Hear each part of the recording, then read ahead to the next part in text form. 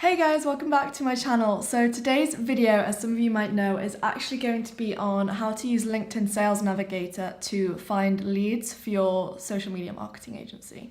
I'm probably going to go through what the basic LinkedIn gives you in terms of search engines, because I know that a lot of people may not have Sales Navigator, so I'll show you what the option is if you're on normal LinkedIn, and then dive straight into how I actually use Sales Navigator to get my leads and reach out to people. So let's go onto my laptop. So I'm here in LinkedIn now. For those of you that don't have Sales Navigator, then you're going to have this search option at the top. If I was you, I would go and click on people and then go on all filters, go down to location and choose where you are. So for me, I would choose London, United Kingdom. Make sure the profile language is English, and then for industry, I'm in the real estate niche, so I would choose this. I think that's all. So you can't really go very specific into the search. So then I'd go apply, and I've got 61,000 results. So these are all potential leads, but I haven't been able to choose what level of seniority they hold within the company. So I'm gonna have a mixture of directors, owners, people that just kind of are lower down that work there, maybe that people that are in sales, property consultants, etc. You kind of get the point. So with this, it depends how seriously you're going to be taking LinkedIn as a platform to do your searches for lead generation. If you're more invested into it, then I would highly recommend getting Sales Navigator, just because the depth of the search that you can do is so much better. I'll show you in a second. But if you're just using it on the side, maybe you've got a little bit more time to actually go through all the leads that come up and choose the ones that are relevant to you and seem high quality, then go ahead, use this. Anyway, let's go into the Sales Navigator side. So I'm back on my profile. When you sign up to Sales Nav, you'll basically get this little icon in the top right-hand corner. So you click on this, and then it's kind of a completely different site to LinkedIn. So it is just for your accounts that you've saved, all your leads, the updates from people that you've saved as a lead, accounts that you've followed, etc. So at the top here, you will see search by keywords or Boolean.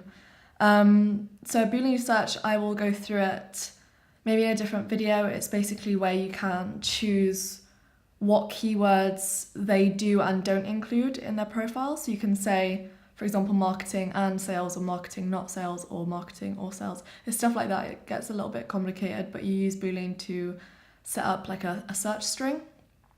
Anyway, so we're going to go on to advanced, and then you will have two options that drop down. You'll either have search for leads or search for accounts. So you want to go to search for leads, click on this. So you get this huge table, and then I'm going to go ahead and go from industry. So say I am going for gyms, I will type in gym. Yeah, actually might be under fitness. Health, wellness and fitness. I could put keyword gym, because otherwise I'm going to get all the wellness and other companies. So if I'm just having gyms as a niche, I would put in a keyword, and this means that the word gym is within their profile. Then I'm going to go to geography and go on to London. United Kingdom, profile language, English, here. Then I would go to seniority level, so I'm going to go for owner, which drops down. So you can choose all of these different seniority levels. If you are targeting maybe small to mid-level companies, I would just choose owner for now to keep it more simple for yourself. I'll explain this a little bit later, but go for owner. And then under company headcount, because for example, if you're just targeting owners and you're going to go for 10,000 company headcount, the likelihood that that person is going to reply to you is quite small. So for a company, if I was going after a big company, I would actually want to target people that are lower down in seniority level and try and get an intro to the person who is a decision maker. Normally you'll go through a director or a higher level executive instead of the actual owner making a decision when you get to this sort of company size. So when you're down here, I'm going to go to maybe like 11 to 50 people within the company. So I know they can probably afford my services if they've at least got a bunch of employees above 10. I think that is about it. So you can see at the top here, I've got 67 results. So I'm going to search this. And then it comes up with managers, founders, CEO. So some of these you do want to take a few minutes to go through and exclude the ones that aren't relevant to you. Sometimes a gym manager will be the person who is the decision maker, say if the owner is out of the country a lot of the time, so you could still reach out to them, but it's basically just to ensure that all of the leads that you have are completely relevant to your niche. They're all going to be pretty solid leads, but you do want to take time to actually look through them and choose who you would want to outreach to. So when you're on this page, you actually have further search selection. I don't think I really need to niche it down anymore. But for example, to make it even more likely that they're going to reply to me, I could actually go on to relationship, how closely we're connected. So I could say they're a second connection, which means that we have a connection in common. And that's like a bridge between us. So say if I know that person or I've spoken to that person, I could actually reach out to, say, Jane and say, hey, how do you know, say, it doesn't matter who, say, hi, like I noticed we have shared connections in common. I was wondering like if I could learn a little bit more about your business, like it's lovely to meet you, and then start an outreach. So you can start a conversation based on your shared connections, which is a pretty good way to go about it. And then this is actually really cool as well. I don't see enough people using this, but if you want to take it very seriously, I would actually save the people that you want to as leads. So if I want to save her as a lead, I can go save and then click, what was she under? Gym Academy, London. So this one, save here. So I save all these people here that I wish to sort of connect with that seem like really solid, high quality leads for me. I would save all of them and then I could actually click onto this one first. So say this guy, he's been mentioned in this. So I will open this in a new tab and then go over here. Who was this guy? Dan Roberts. So he's literally mentioned in this article, and I could go and read this, see what it says, see what his opinions are, then actually go back to him. And instead of just trying to connect with him, I could actually try connect and send an email. So if I go into this and I put in something like, what could I put?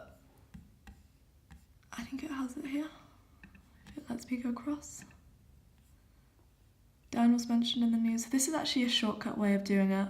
This is the article that we just opened, and the amazing thing about SalesNav is that it will actually show you what you can start a conversation on. So for example, we just opened this up, I can go read this and then say something like, would love to learn more about your article, something like that, like literally anything to show that you've sort of shown an interest in him or you've done a little bit of research, you're not just spamming him, because people on LinkedIn now are just spamming so much and it's so obvious. If you just have automated messages after messages, it's okay to automate maybe your initial connections and a follow-up depending on your niche and the type of people that you're actually trying to get in contact with. But when it comes to people that maybe have a slightly bigger company or they're going to be very busy, it's a niche where you know they're not going to sort of take time to respond to people unless you've genuinely put in effort to make a human connection with them, then I would take the time to do this. I know it takes longer, but it's just worth it. Your response rate will double, it'll go through the roof. So I'd start a conversation on this, say, hey, I just read your article on the one exercise that you're probably doing wrong, I think it is, that you're probably overdoing according I found this opinion really interesting. I wish, I'd love to learn more about your business model. Start a conversation with them. Don't go straight into a hard sell, just because people just don't buy it anymore. I mentioned this in a previous video, but it's best to build up a rapport, show a genuine interest in them, and they're more likely to reply if you do outreach with a sort of a point to start a conversation on, which is talking about them. People love to talk about themselves, so I would recommend doing this. Maybe we'll go off this. Then you can also use, because obviously we've only got one person here, I could go on people that posted on LinkedIn in the past few days. So I could actually then go onto these profiles. So say onto this guy.